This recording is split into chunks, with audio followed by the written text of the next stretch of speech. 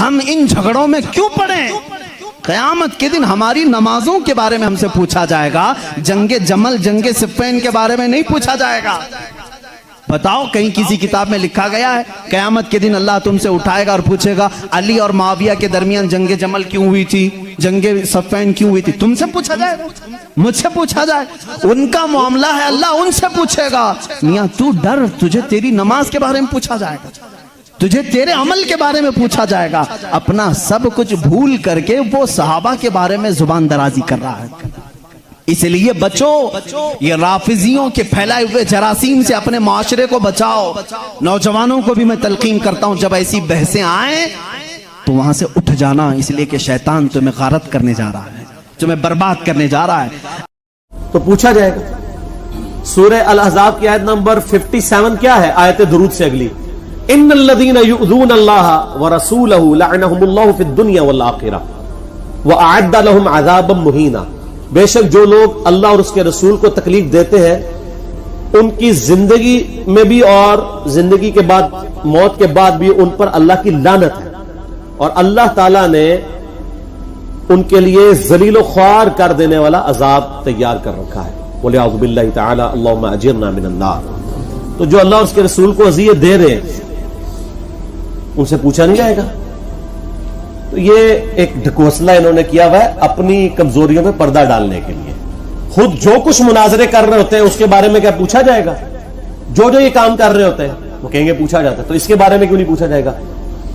اور جی کوئی یہ بنیادی مسئلہ ہے۔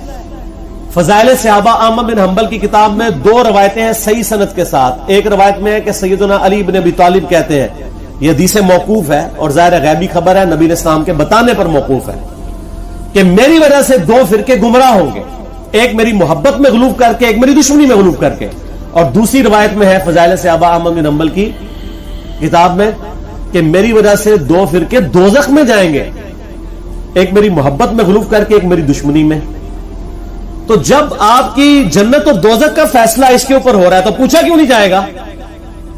اچھا اپنا کام یہ پورا کر رہے ہیں کہ جو سیدنا علی کی شان میں غلوب کر رہے ہیں ان کو یہ خوب سمجھا رہے ہیں کہ جی آپ اپنے آپ کو صحیح طریقے سے صحیح بندہ پتر بنا لو ورنہ پوچھا جائے گا۔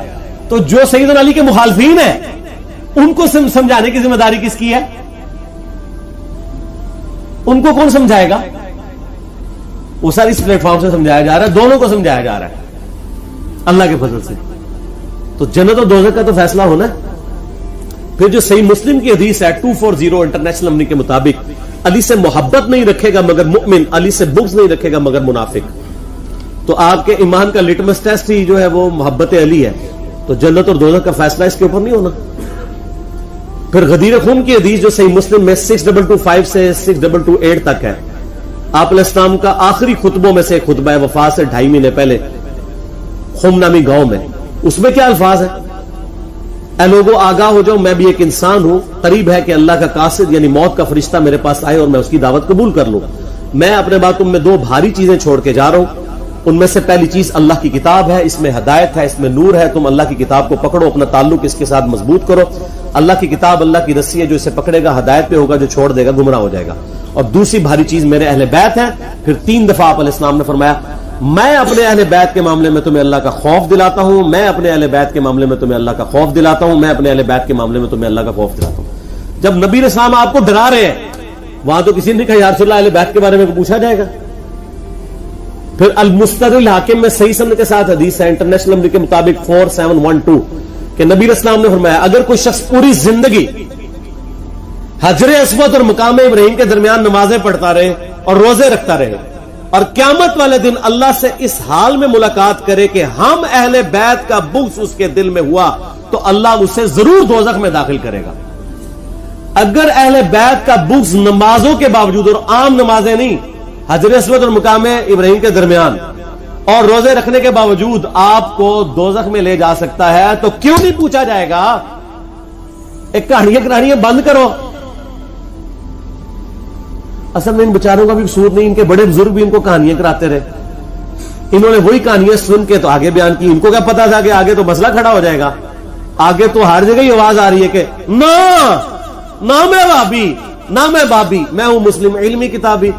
ان کے تو گاٹے فٹ ہوگی یہ چیز۔